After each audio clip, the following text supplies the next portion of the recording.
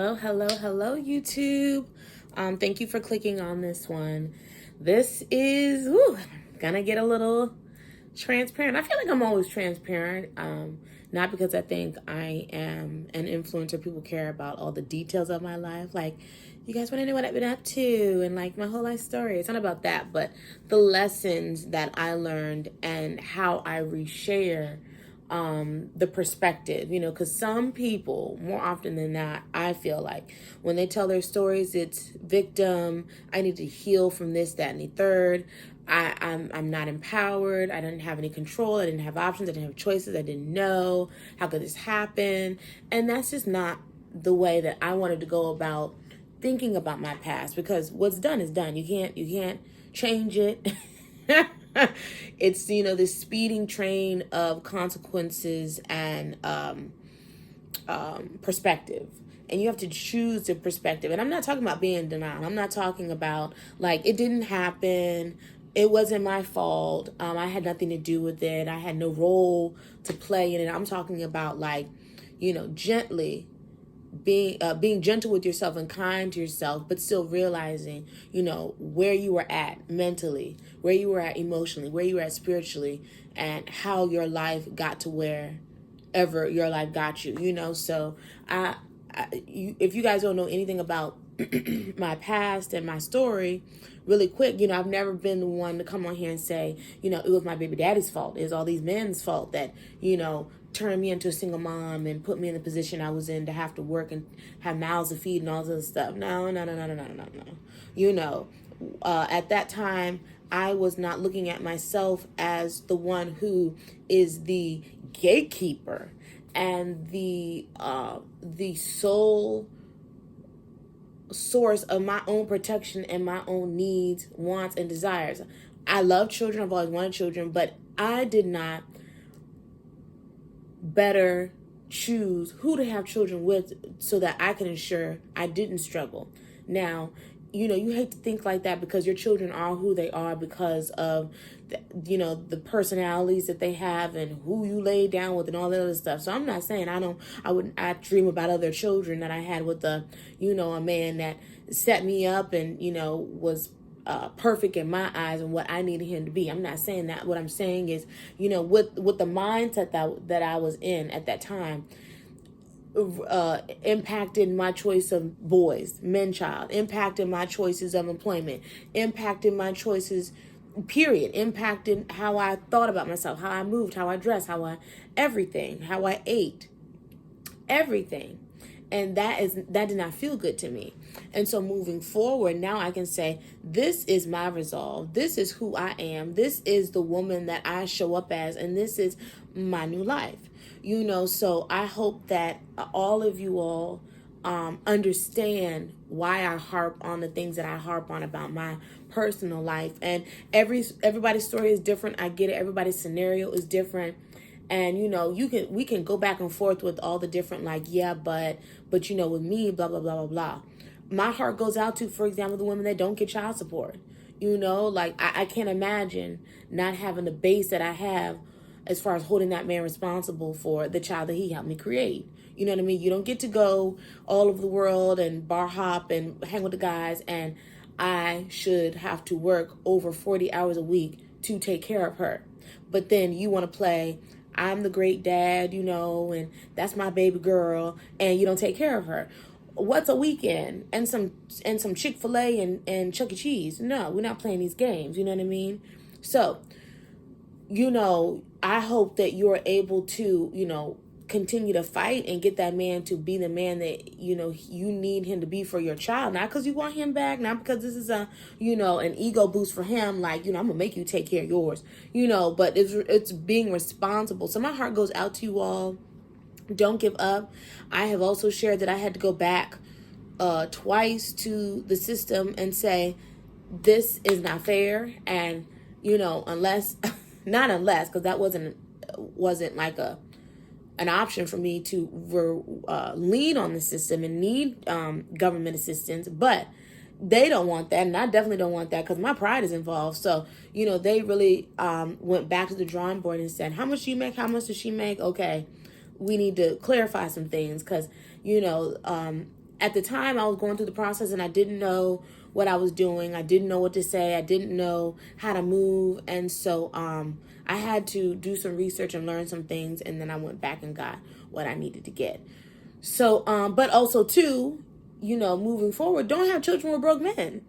That's half the battle right there. If there's nothing to be got and you can't make something out of nothing, and that man refuses to get a job even for his own livelihood, and he's content with walking, he's content with catching rides and staying in his mama's house, and I don't know what to tell you, just, you might have, because there are some women out here that don't see that being the, like, if he doesn't have a working bone in his body or the mindset to, want to get money even for himself, and even the child might be an afterthought because, we're more maternal, that's still a big issue. Like, I knew the money was there. He just wasn't doing what he needed to do with it. So anyway, I digress. All my videos and everything that I'm passionate about always comes back to self, knowing thyself, loving yourself, taking care of yourself, and keeping you as a priority, because there's so much going on in the world. And as corrupt as this world is, it seems to be the woman's responsibility, especially a Black woman, to bear it all, do it all, care for it all, be involved in it all. And that's just not normal. And that's just not sacred. And that's just not even, that's not our responsibility. It's not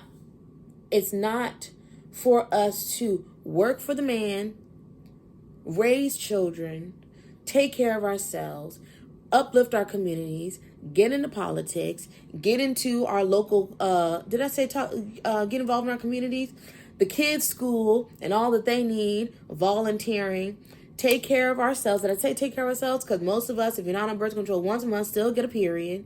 Our emotional ups and downs. Don't forget our passions, the things that, make us feel good. Resting, recharging, dreaming, relaxing. By the time you finish that list, where is there time to have girl time, vacation, and, cultivate relationships that feel good, that are nurturing in return, and, allow you to breathe. And for the ones who are saying they're doing it, they don't have a lot of time. The day is taken up by all of the things. And for the ones that keep the news on, you're constantly in a state of worry and anxiety because they're telling you the war is going on. This outbreak, that outbreak, this legislation, that legislation. Don't forget your local robber. Don't forget your local gang is waiting to prey on you. Don't forget sex trafficking. Don't forget the newest kidnapping. Oh my God, don't forget the newest shooting. And not that bad things don't happen in the world. It is terrible and it is heartbreaking. But you got to protect your energy so that you don't get consumed by all those things. The worries of the world. You're only one person. And I get it, united, one person at a time, we can make change. Yes, get passionate about one thing, focus on that one thing, and then move to the next thing. Or take breaks or whatever. I'm not saying that, the humanitarians of the world and the philanthropists and all these people should be selfish. And we should just be like, giving, main character energy, and I don't care about nobody. I ain't doing shit. You know what I mean? Like, let the world burn. No, we know that, Mother Earth has never carried that energy. So I'm not saying, balls to the walls, but we do have to find such a better balance. Oh, and don't mind my little scarf because I saw it kind of falling. It is protective style, week, month, whatever it is I'm doing. My locks are getting really dry and brittle. And it's probably all this coloring I've been doing. So I've been doing the Afro-G treatment and leave-in conditioner. I got it braided up. I played with some wigs. I played with some scarves. And I've got them braided straight back. So I was like, let me throw this on because it goes with the black I'm feeling. But so don't mind, the look. But yeah, we've got to come back to the drawing board and think about ourselves first. And that is what the topic of this video is at 9 minutes in. I said all that to say, I have even been moving in a way where we can make excuses and we can tell our things anything. And we can believe anything that we tell ourselves. And being mindful of that is that's going to be your superpower off the rip. Because I can get on here all day and say, you gotta love yourself. You gotta care for yourself. You can create the life that you want. And if you don't believe it, and you just feel like it's just some feel good stuff, and you never daily, weekly, monthly, every minute, every second, every hour, tell yourself your truths and how you feel about yourself and how much you love yourself and how much you're going to start taking care of yourself, like you want to tell these men, then it will never really come into fruition for you. And you'll always be in this world where you're like half over here struggling, unhappy, and half hoping that could be your life. How did everybody else do it? And it doesn't come to you, and it doesn't make sense. It doesn't match up. I don't see the money. I don't see the man. I don't see the house. I don't see the life. I don't see the peace. I don't see the softness. I don't see the relaxation. I don't see the break. I don't see any of it, because we're telling ourselves, deep down inside, in this small whisper that like, yeah, but I got to see it before I can really say it and believe it. You know what I mean? And though I am not a Christian, I truly believe that the Bible has so many truths about faith, belief, and, the power of the tongue and all these things. These are ancient truths that, they go beyond the story of Christ. They are universal laws. And so you have to come from a place of like, okay, I don't care what I feel or see. This is going to be my new truth. And I'm going to stand on that. And I'm going to tell myself this. And I'm going to write it down. And I'm going to think it before I can even live it, so that I can get it all together. And what I have been doing is being conflicted with, the benefits of education, the benefits of, having a work-life balance, because for some people, being stay-at-home mom is not their thing. It's great. And I was reminding Autumn, we as women have come so far. We can go to school. We can own businesses. We can own property. We can, get degrees and do all these great things, but I don't want to see it at our expense. Being able to read. I told Autumn, I said, you read this damn book. I don't want to see your face twisted up, because there was a time when you had to fight, steal, beg, and borrow to first find a book, and then secondly, learn how to use the book. What do the words mean? Who is going to help you? How do you learn? How do you teach yourself what you don't know? So you got to find somebody that don't think you're batshit crazy. Like, first of all, what you doing with this book? Second of all, you think I'm going to put my neck on the line, teach you how to read? Oh, hell no. You know what I mean? Like, it was it was some critical times, So I am not saying that with this whole feminine, soft life, being in your, doing all these things to ease up the strain that this new fast world has put on women.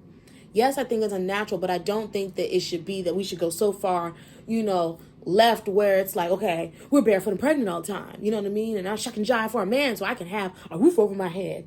No, and so I had to look within and say, all right, I love nursing. I love healthcare. I have been saying I've been going to nursing school for the past 2 years. This time has flown by. But something inside of me always felt conflicted, because as my life was turning into what I really truly wanted, I wanted to be there more with my children, not away more and making more, knowing what I know about modern medicine and the system and pharmaceuticals. And it's like, I love helping people, but I don't want to make them rich and push drugs on my patients, and I would feel conflicted. It's not that I'm lazy. It's not that I'm afraid of studying and, tests and the NCLEX and all these things. But I felt the guilt, because I'm like, well, maybe that is it. Maybe you're just dumb, and you keep getting these like, gonna reset, gonna study, gonna go to nursing school. And it's like, but something was always holding me back. And then I would tell myself, it's because of your other issues. You're afraid of a challenge. You're afraid of commitment. You're afraid of,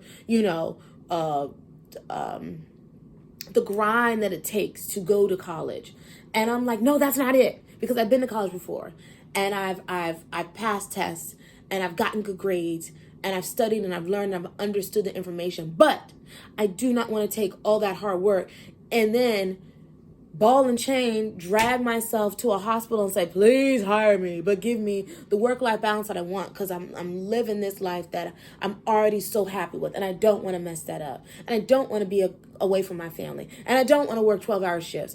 And I don't want to, work holidays. And I don't want to have to be a slave for that, plus the taxes, plus, all the things that come with working at a hospital. Now, for those of you that are in it, some people enjoy it and those things don't bother them. It didn't bother me when I was a CNA. I actually loved my team. I loved my unit. I felt the pride of being in healthcare, helping people, having that impact, connecting with my patients, providing excellent patient care, all of the pillars of my hospital's, slogans and beliefs and, the things the principles that we worked on. Like, I was like that one. I was like the cheerleader of my hospital and healthcare and all that nursing represented. These are my little cheerleading poems. But when I tell you, I had so many headaches and I had days where I would just sleep. I could do nothing but just sleep.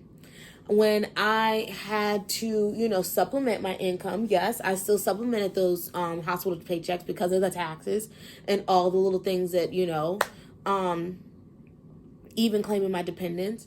So that was always disheartening. Oh, and don't forget my Starbucks tab. And, I don't know about anyone else's hospital, but my badge, was like a credit card. So I could use it at Starbucks. We had a Starbucks in our hospital, and I could use it in the cafeteria. And let me tell you, I'll never forget the first time, my first full year there, I looked at my yearly statement, and I had spent close to $900 on snacks, food, and Starbucks.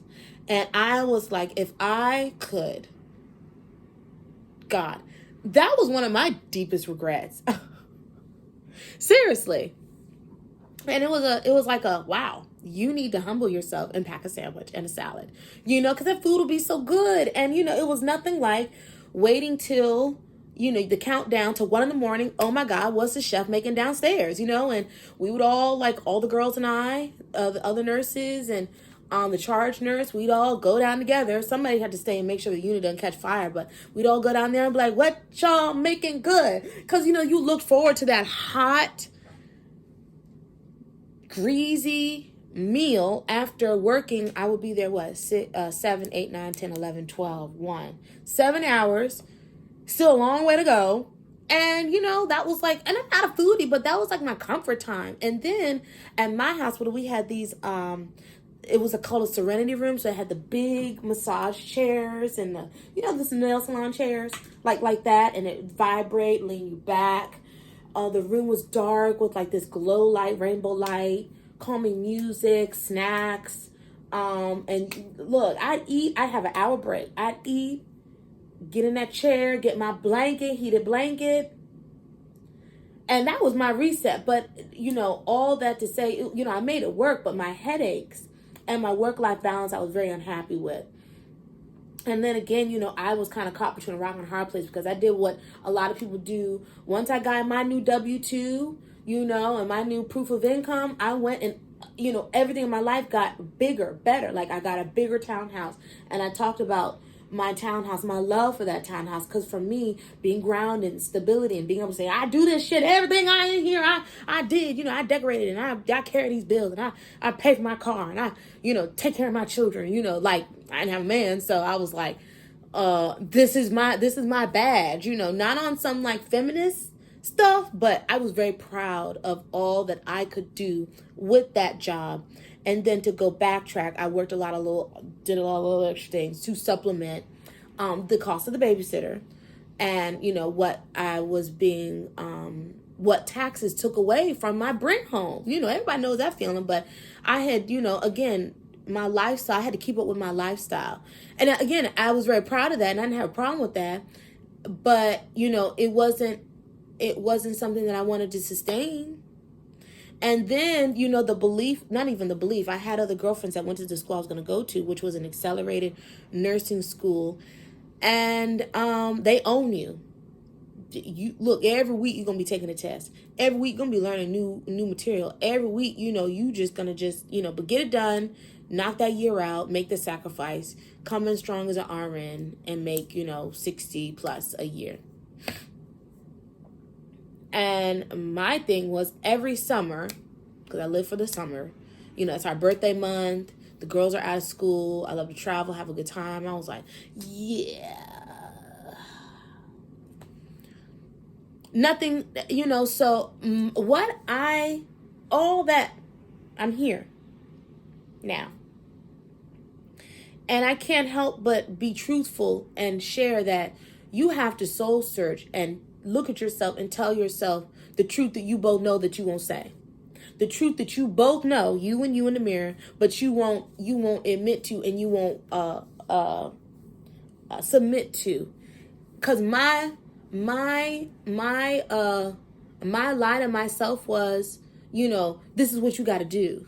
It's good to get a degree because you can get a degree, and it's good to work for the man. Go back to that and figure it out. Be a nurse. Be a nurse. Be a nurse. Just do it. And I'm like, I don't want that life.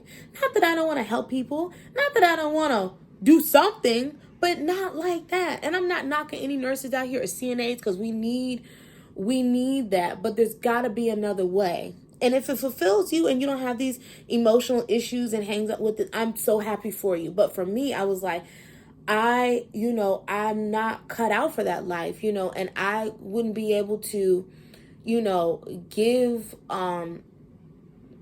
a vaccine, administer medication, or, go over a treatment plan that in my heart, this is the second part of it, in my heart, I'd be like, yeah, this is some bullshit. And everyone has their own right to choose their healthcare plan. And if that is what they so choose to do, that is, I'm not going to be like, no, I don't do this, it's all a lie, I'm not saying that, but I'm talking about all of it. So it's like being able to free yourself from the burden, first the burden of thinking you have to do anything for anybody or because anyone else says it. But also too, get creative. You can start dreaming and say, but what can I do? What are my options? The sky's the limit. What is available to me? How can I make 60 plus a year and still do what I love, have what I need, be an integral part of my community, have, whatever. But also to know that the people that truly love you and know you know that, like, I know my parents aren't going to write me off. They may be a little like, oh, okay, well, if you're not going to be a nurse and have RN behind your name, we still love you, but what do you want to do? That's all that's going to, it's not like, we're going to disown you now because you've just clearly shown us where your head is. Anyone that carries that kind of energy with any decisions that you want to make in your life, you can tell them, well, you go do it then. And then don't forget, give me the benefits and the money, because we can't be out here telling people what to do, how to live, and I sure am not going to keep beating myself up, conflicted, when it's like I was almost afraid of the truth and what my mind was telling me. This what this means. It means you're a lazy bitch. You know what I mean? Ungrateful, unsatisfied. You done got lazy now. And that's not it. That's not it. And everyone, including myself, has a God-given right to provision, the sun, the air, and everything we need. And we don't have to sell our souls. And when I say sell your soul, I just mean doing something that is just feels so unnatural to you. Doesn't feel good, doesn't feel empowering to you.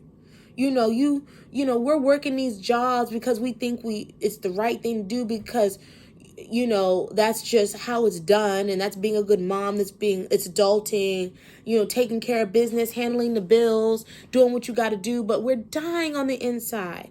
And those 8 hours a day, all you dream about is, your hands on the glass and you're just like, I just wish I could just be out there. And then when you're out there, you're either, playing catch up on you're recharging yourself because you're so drained from work and sleep and paying bills that, it's by the time you catch a break, to get the energy to maybe, enjoy the weekend, it's a blink and it's back to Monday. And that's what the people that even got Monday through Friday job. Y'all, some of y'all are lucky. You don't realize how lucky you are. There are still people out here today that don't get no weekends, don't make enough money hourly, have to work the overtime to compensate for what they still need, work all these crazy hours, or leave one job and go to the next job. It's a nightmare. It's a nightmare. But we somehow still, like, you can do it. That's, you working good. That's good that you work. It's good that you're going into a field that's going to keep you away from your home and children. You know what I mean? Like, and I'm on camera to release myself. This is for me as much as it is to encourage any mom out there that's like, there's nothing wrong with being driven. There's nothing wrong with being a go-getter. There's nothing wrong with, as long as you're not emasculating, you don't take it too far. Like, fuck these men. You know what I mean? They're the reason we're in this predicament. No, we need a balance. We need them too. And the right ones are going to be like, girl, put that hammer down. Put that load down. I got you. I don't need your little coins. I don't need, you to tell me how to run this business and you going to be my partner. No. The real ones. It's still nothing wrong with you having that, like, I can do it, but I can use it and do it when I want to use it and do it. I can tap into that when I feel like it, when it's necessary or whatever, Not that I'll never pick up a hammer again. Not that I'll never, work for a corporation, or I don't know, work in partnership with someone, but it's going to be what I want to do and how I want it to be and on my terms. Not something that's going to stress me out and eat me from the inside out. So please, please, please, if nursing and healthcare is your ticket and you're excited and it gets you up in the morning, you love studying and you love the unit and you love that work-life balance. I know there's travel nurses and there's nurses on cruise ships. There's nurses at Disneyland. There's nurses in the school system. People are making it work. I'm just saying, if you're like me and whatever industry or field it's in and you're just like, why am I afraid? Because it's not your truth. Because it's like, you told yourself this whole made-up story about why you had to do what you had to do in order to get some basic things and a little bit of money. And it's just not true. It's just not true. There are some people who are just as talented and just as, like, they know what they love. They know what they want. They don't have a degree and they're still afraid to move. They're still afraid to tap into their talents. They're still afraid to, just start the damn thing and go. You don't need a piece of paper or a university or anyone to tell you you are now allowed to do the business, do the thing, start that, whatever. It's a whole nother group of people that's struggling with that. So we're all in kind of the same boat, rocking back and forth. And every time the boat go too far this way, water scoop in, and then flip back the other way and water flip in. We're going to drown. We're all, the boat's going to sink full of water if we don't tell ourselves our truths and do what makes us happy and get the bag too. Because there is a way and it is yours, but you have to take it. You have to I have to do it. I've got to find a way to do my life coaching and my self-love talk and help people and help women and touch on the, holistic healing, whatever, taking care of your temple type of stuff, helping people get their lives together on, on the health side, as well as the mental side, just like with the same example. I saw patients that could not walk, could not be in control of their faculties, but their mind was there. So it's like, okay, if we can catch your body up, drop this weight, get you off all these drugs, get you healthy again, get you some support, get you a plan, get you a meal plan, get all, and yes, it's overwhelming, but that's why you have the healthcare world. There's somebody for everything, a nutritionist, your care coordinator, your, home care and therapy and all these things that you can do. Let's take it one thing at a time because your mind is there. You're telling me this is what you want. And then as a CNA, I can't stay in every damn room talking at every bedside, encouraging people. Why? Because I had 20 other patients, one CNA on a unit of, what was it, 30 rooms? I can't even remember how many rooms we had, but it was sometimes if I was the only CNA, I would have to take the majority, and the charge nurse would take the more independent patients, and we had to just make it work. But ideally, I'm supposed to have a partner, split the floor. I have, between 10 and whatever, and, she take the other 10, blah, blah, blah, blah. That's easier for me to, okay, we can talk. What you want to talk about, Becky? Jim, Bob, and everybody else. Tyrone, too, with all his issues. People talk when they're vulnerable, they don't feel good, and, they get this vibe from you that like you've got a second and you're trustworthy. And so people would tell me all these stories, all their problems, and I'd be like, okay, there's nothing impossible. Let's go for, what do you want? What do you need? And, that's what made me be a CNA, because I got so much out of that connection. That was the first thing that I really felt proud about. I really enjoyed, and it's like, and that could just be the motherly, nurturing thing in me too. But, it's like, there's gotta be a way that all of us can have what we need and want, and, have it all. But we have to give ourselves permission. I had to give myself permission. Like, if you don't want to go to nursing school anymore, that's okay. That's okay. Love yourself enough to give yourself that permission. Love yourself enough to say, no one's judging me or holding a gun to my head but me and all my self-limiting beliefs on that. I got everything else figured out. I know how to put my makeup on. I know how to dress. I know how to set standards, boundaries, and love myself and get my nails done, my hair done, and do all these things. But I'm over here in a corner, balled up about some nursing school. So I'm not above telling you growth and progress and ever coming back to yourself and re-talking to yourself and relearning yourself and changing your damn mind is a lifestyle. We're never going to plateau. We're never just going to be like, I have arrived. I am done. I'm done. No, you're never done. You can relax for a little while. I relax for a little bit. Yes, hell yeah. And then I would come back to, I gotta go to nursing school. It's just not for me. It's not for me. It's not for me. So, bridging the gap, finding what I need to do, how I need to do it is going to be the new excitement and the new journey and the new, but whatever it is for you, be encouraged and don't stop. Don't be afraid. If you're not a writer, put it in your phone notes, put it somewhere, put it down on paper, put it down where you can go back and read it and see it so you can remind yourself, of who the hell you are and what the hell you deserve. I love you guys. Thank you. And good luck to you. Until the next one. Peace. Bye.